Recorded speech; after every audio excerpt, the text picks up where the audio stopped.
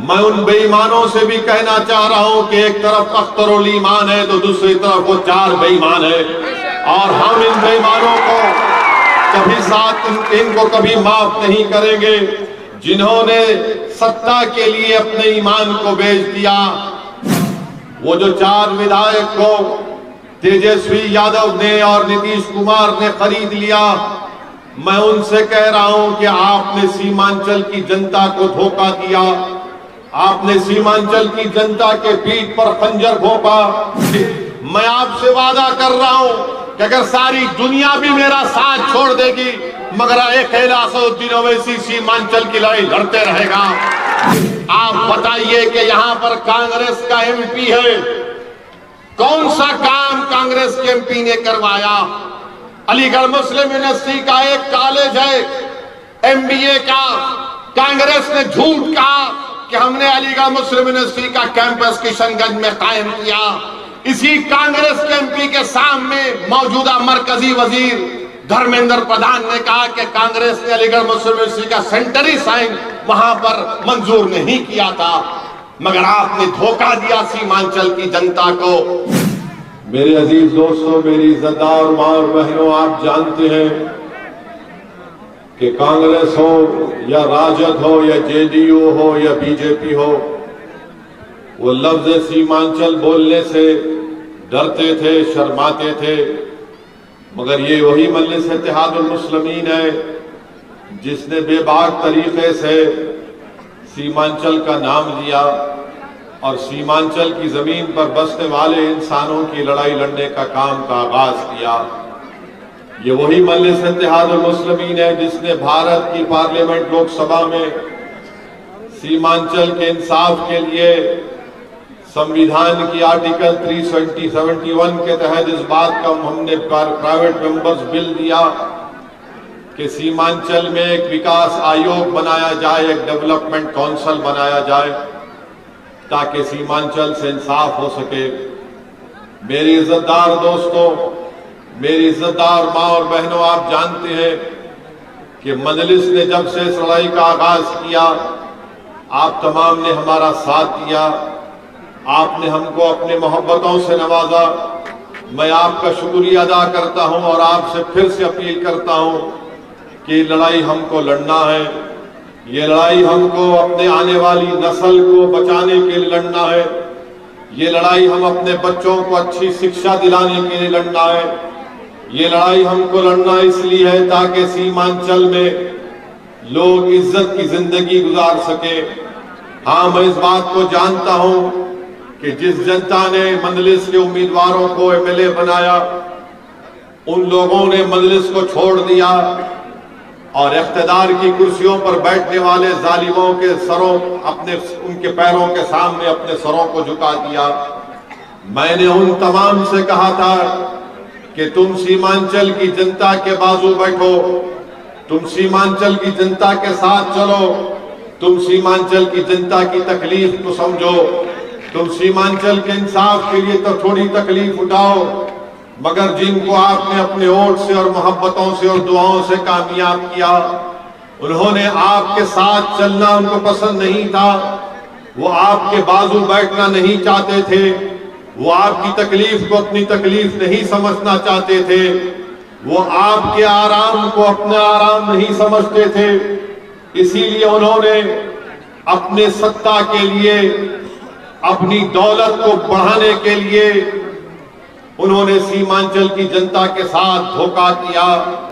वो जो 4 विधायक को तेजस्वी यादव ने और नीतीश कुमार ने खरीद लिया, मैं उनसे कह रहा हूं कि आपने सीमांचल की जनता को धोखा दिया, आपने सीमांचल की जनता के पीठ पर खंजर घोंपा, आपने सीमांचल के मासूम माओं के ख्वाबों को चुकनाचूर करने की कोशिश की। मगर सुन लो, मैं उन बेईमानों से भी कहना चाह रहा हूं कि एक तरफ अख्तरुल ईमान है तो दूसरी तरफ वो 4 बेईमान है, और हम इन बेईमानों को कभी साथ इनको कभी माफ नहीं करेंगे जिन्होंने सत्ता के लिए अपने ईमान को बेच दिया। मुझे यकीन है कि इंशाअल्लाह ताला सीमांचल की सरजमीन पर बसने वाली गयूर अवाम इन बेईमानों को कभी माफ नहीं करेगी। आज तुम्हारे पास सत्ता जरूर है, मगर देखो जब महागठबंधन का जलसा हुआ सीमांचल की सरजमीन पर, तो इन बेईमानों को पीछे कहीं कोने में बिठा दिया गया, इनको इज्जत भी नहीं दी गई। ये चले गए, मंत्री बन गए, अपनी गर्दनों को मोटा कर लिया, मगर इनकी जबान से सीमांचल का लफ्ज नहीं निकलता। ये मंत्री बन गए मगर विधानसभा में जाकर सीमांचल के इंसाफ की बात नहीं करते। ये मंत्री बन गए मगर सीमांचल में जो लाखों एकड़ जमीन बारिश में कट जाती है उस पर जबान नहीं खोलते। ये ब्रिज आपके सामने है जो बरसों से आधा बना पड़ा है, मगर जिसका आपने साथ दिया उन्होंने गुलामी को पसंद किया। मेरे अजीज दोस्तों और बुजुर्गों, हमारे सामने दो रास्ते हैं, या तो हम इज्जत से लड़ते रहे या फिर हम बेइज्जती के साथ अपनी जिंदगी को गुजारे। याद रखिए, अगर आप लड़ेंगे अपनी इज्जत के लिए तो यकीनन इंशाअल्लाह ताला कामयाबी आपके और हमारे कदम को चूमेगी। मजलिस इत्तेहादुल मुस्लिमीन सत्ता के हासिल करने के लिए, इख्तिदार की कुर्सियों पर बैठने के लिए सीमांचल की लड़ाई नहीं लड़ रही है।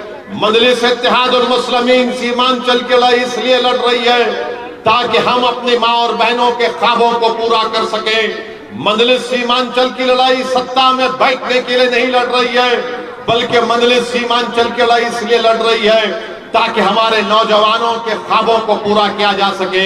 मजलिस सीमांचल की लड़ाई इसलिए लड़ रही है ताकि हमारे मासूम बेटियों को, हमारे बच्चों को स्कूल मिल सके, उनको गवर्नमेंट के डिग्री कॉलेज मिल सके, यहाँ पर एक एयरपोर्ट बन सके, यहाँ पर एक रेलवे की लाइन जलालबाग से किशनगंज तक डाली जा सके। ये मजलिस की लड़ाई है। इसीलिए मैं आपसे अपील कर रहा हूं कि दोबारा मजलिस इत्तेहादुल मुस्लिमीन को और मजबूत करिए। मैं आपसे वादा कर रहा हूं कि अगर सारी दुनिया भी मेरा साथ छोड़ देगी मगर एक अलाउद्दीन ओवैसी सीमांचल की लड़ाई लड़ते रहेगा। मैं दुनिया को देखकर या ताकतवर को देखकर अपना मौक़िफ़ बदलने वालों का नाम असदुद्दीन ओवैसी नहीं है। मैं हक और इंसाफ के लिए लड़ता है और लड़ता रहूंगा।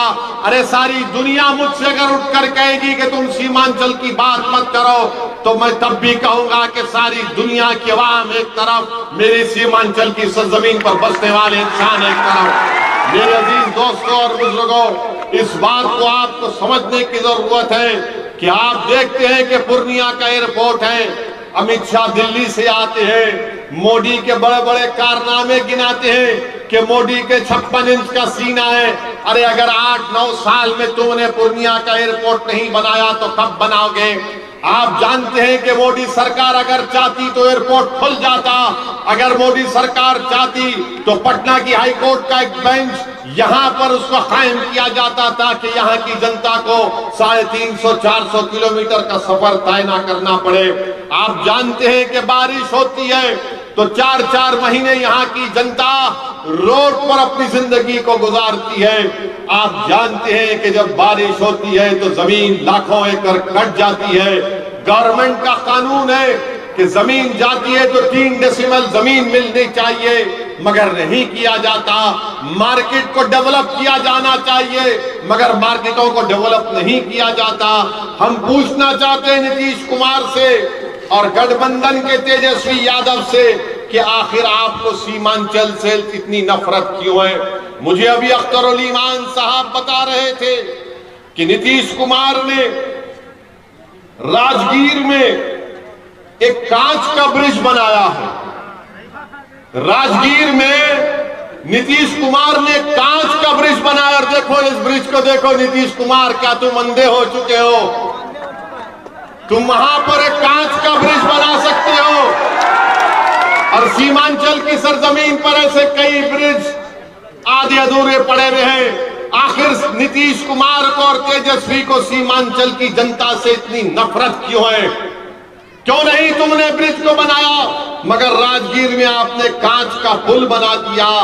मेरे अजीज दोस्तों और बुजुर्गों, अभी अख्तरुल ईमान ने कहा कि राजगीर में गाया में गंगास का पानी पिलाया जा रहा है और यहाँ का पानी में आर्सेनिक है, एसिड है, गंदगी है, जहर है, मगर नीतीश कुमार गाया की जनता को गंगा का साफ पानी पिलाते हैं और सीमांचल की सरजमीन पर बसने वाले बच्चे और उनकी माएं बीमार पड़ जाती हैं, बुजुर्ग बीमार पड़ जाते हैं गंदा पानी पीकर।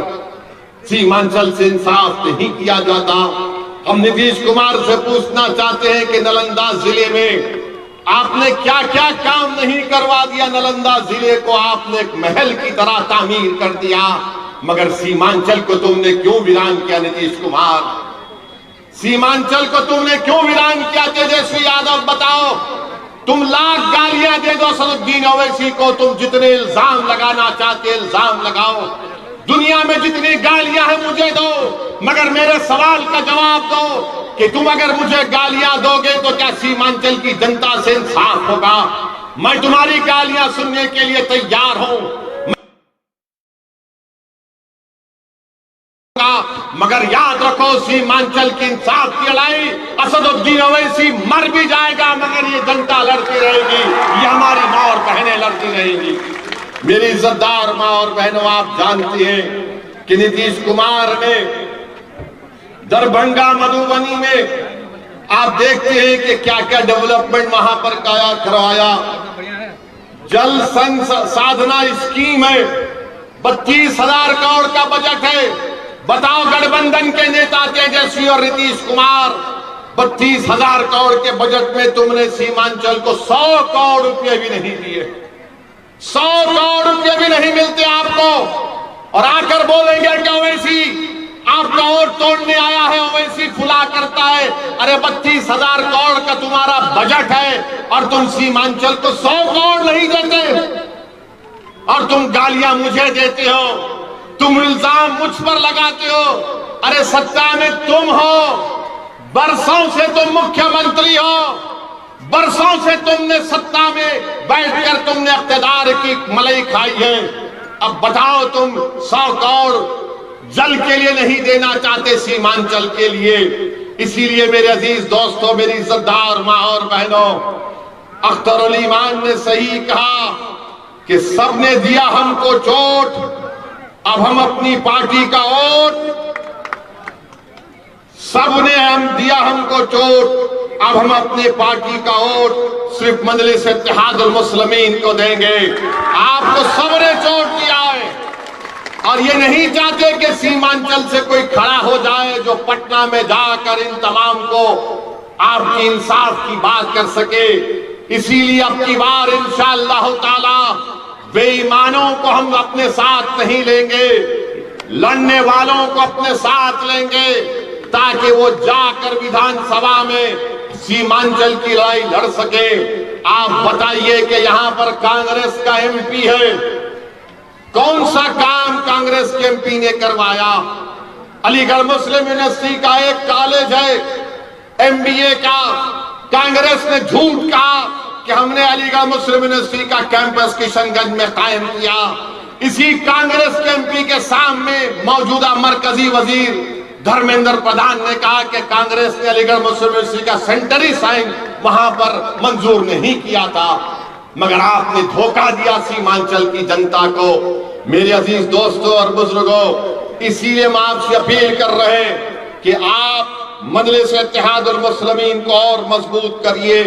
हमको हमारे बच्चों के लिए कॉलेजेस की जरूरत है, और ये महागठबंधन के लोग जो हर बार असदुद्दीन ओवैसी को गाली देते हैं, और हम उन महागठबंधन में बैठने वाले मुस्लिम एमएलए से पूछना चाहते हैं, बताओ एक 8 साल का बच्चा जिसका नाम रिजवान था सीवान में, उसके गले में रस्सी डालकर एक 8 साल के बच्चे को 7 दिन उसकी मां से दूर रखा गया, झूठे इल्जाम में उसको जेल को भिजा दिया गया। उसकी मां पुकार पुकार कर कह रही थी कि रिजवान बच्चा है, तो तेजस्वी और नीतीश कुमार की सरकार ने कहा कि नहीं, रिजवान 8 साल का नहीं है, वो 17 साल का है। यहां पर इतनी बड़ी तादाद में हमारी मां और बहनें बैठी हैं। आप अपने दिल पर हाथ रखकर सोचो कि क्या कोई 8 साल का बच्चा अपनी मां से 8 दिन दूर रह सकता है? वो मां पुलिस स्टेशन के सामने खड़ी थी रो रो कर, कि बेटा मेरा रिजवान है, रिजवान को छोड़ो, मगर ये महागठबंधन की सरकार जो असदुद्दीन ओवैसी को गाली देने से थकती नहीं। अरे क्या तुमको रिजवान की मोहब्बत तुम्हारे दिलों में पैदा नहीं हुई? बताओ कौन गया रिजवान से मिलने? अख्तर अली ईमान गया। किसने रिजवान के इंसाफ का मुतालबा किया? मजलिस इत्तेहादुल मुस्लिमीन और असदुद्दीन ओवैसी ने किया। वैशाली में एक बच्ची की इज्जत लूटी गई। वैशाली में मुसलमान एमएलए है, कौन जाकर उस बच्ची के परिवार को हिम्मत दिलाता है, उसके इंसाफ की बात करता है? उसका नाम अख्तर अली ईमान है। तुम्हारे पास तुमको सिर्फ हमारे वोट चाहिए। तुम बीजेपी का डर दिखाते हो। अरे मैं तुमको खुल के कह रहा हूं कि मजलिस इत्तेहादुल मुस्लिमीन ना मोदी शाह आरएसएस से डरती है, ना तेजस्वी नीतीश कुमार से डरती है। हम किसी से नहीं डरते सिवाय रब्बे कायनात अल्लाह से। मगर ये लोग आकर कहते बीजेपी, अरे यहां पर तो सरकार तुम्हारी है ना। तो कैसे वैशाली में इस बच्ची की इज्जत लूटी गई? गाया, छपरा, समस्तीपुर में मॉब लिंचिंग हुई, पकड़कर मारा गया। क्या कोई गठबंधन का नेता गया? अख्तर अली ईमान गए और जाकर उनके पीड़ित परिवार से मुलाकात की, पुलिस के लोगों से बातचीत की और कहा कि इंसाफ करो। मेरे अजीज दोस्तों और बुजुर्गों, सीमांचल की बदकिस्मती ये रही कि जिसको आपने कामयाब किया वो जब पटना जाते हैं तो सीमांचल को भूल जाती है। जिसको आपने अपनी कुर्बानी देकर उनको विधायक और सांसद बनाया, वो जब दिल्ली और पटना जाते हैं तो आपके जज्बात का सौदा कर लेते हैं। सीमांचल की बदकिस्मती ये रही कि जिसको आपने धूप में खड़े होकर भूखे रहकर अपना एक एक वोट डालकर उनको कामयाब किया, वो पटना और दिल्ली जाकर अपना पेट भर लेते हैं और आपकी गरीबी को भुला देते हैं। सीमांचल की बदकिस्मती रही कि आपके नाम के ऊपर वोट तो हासिल कर लेते हैं, मगर आपसे इंसाफ का मुंह उनकी जबान से नहीं निकलता। अगर आज आपके इंसाफ की लड़ाई कोई लड़ रही है तो उसका नाम मजलिस इत्तेहादुल मुस्लिमीन है। हम सत्ता के लिए नहीं, इंसाफ के लिए सीमांचल की लड़ाई लड़ रहे हैं। हम सीमांचल की जमीन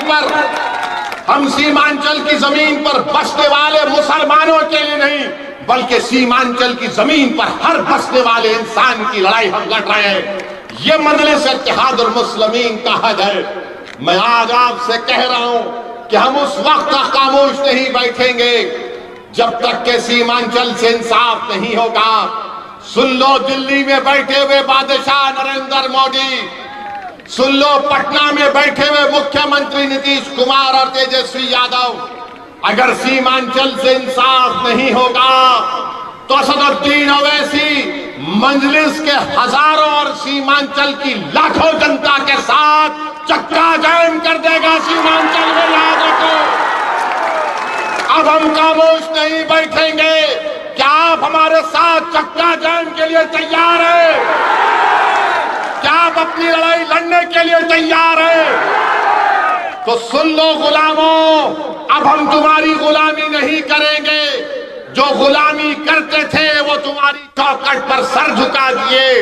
जो इख्तिदार को ठुकरा कर इंसाफ की लड़ाई लड़ रहे, उनका नाम मजलिस इत्तेहादुल मुस्लिमीन है। आपका बेहद शुक्रिया कि आज आप आए यहाँ पर। याद रख लो इस बात को, अल्लाह मेरे जिस्म में इतनी सांस भी बरकरार रखेगा तब भी मैं सीमांचल के बारे में सोचता रहूंगा और लड़ता रहूंगा। आप हमारा साथ दीजिए, अपना साथ दीजिए और अख्तर अली ईमान को और उनकी पार्टी को और मजलिस इत्तेहादुल मुस्लिमीन को मजबूत करिए। बहुत बहुत शुक्रिया। आज बहुत मजा आया आपके साथ चलकर। मैं तो इंतजार कर रहा हूं जब चक्का जाम होगा तो दुनिया देखेगी कि सीमांचल में एक इनकलाब बर्पा हो जाएगा। अस्सलाम वालेकुम व रहमतुल्लाहि व बरकातहू।